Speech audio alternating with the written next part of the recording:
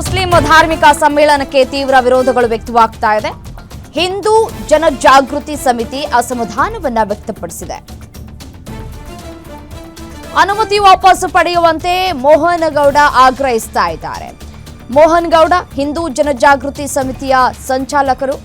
Muslim ಧಾರ್ಮಿಕ ಸಮ್ಮೇಳನಕ್ಕೆ ತೀವ್ರ ವಿರೋಧಗಳು ವ್ಯಕ್ತವಾಗ್ತಾ ಇದೆ. ಒಂದು ಕಡೆ ಬಿಜೆಪಿಯು ಕೂಡ ಆಕ್ರೋಶವನ್ನು ವ್ಯಕ್ತಪಡಿಸ್ತಾ ಇದೆ.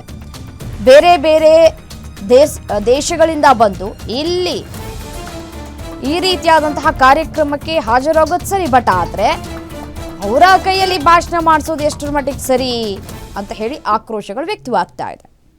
ನಮಸ್ಕಾರ. ಬೆಂಗಳೂರಿನ ಪ್ಯಾಲೇಸ್ ಗ್ರೌಂಡ್ ಅಲ್ಲಿ ಇದೇ ಸೆಪ್ಟೆಂಬರ್ 5 ಮತ್ತು 6ರಂದು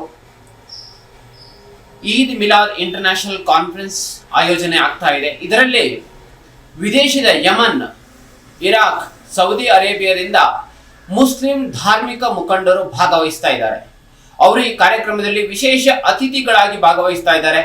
ನಮ್ಮ ಪ್ರಶ್ನೆ ಏನಂತ ಹೇಳಿದ್ರೆ, ಭಾರತದ ಟೂರಿಸ್ಟ್ ವಿಸಾದಲ್ಲಿ ಅಥವಾ ಕಾನ್ಫರೆನ್ಸ್ ವಿಸಾದಲ್ಲಿ ಬರುವಂತಹ ವಿದೇಶಿ ಅತಿಥಿಗಳು ಇಂಥ ಧಾರ್ಮಿಕ ಕಾರ್ಯಕ್ರಮದಲ್ಲಿ ಭಾಗವಹಿಸುವುದು, ಅಲ್ಲಿ ಧರ್ಮ ಪ್ರಚಾರ ಮಾಡುವಂಥದ್ದು ನಮ್ಮ ದೇಶದ ಕಾನೂನಿನ ಉಲ್ಲಂಘನೆ ಆಗಿದೆ. ವಿಸಾದ ಸ್ಪಷ್ಟವಾದ ಉಲ್ಲಂಘನೆ ಇದೆ.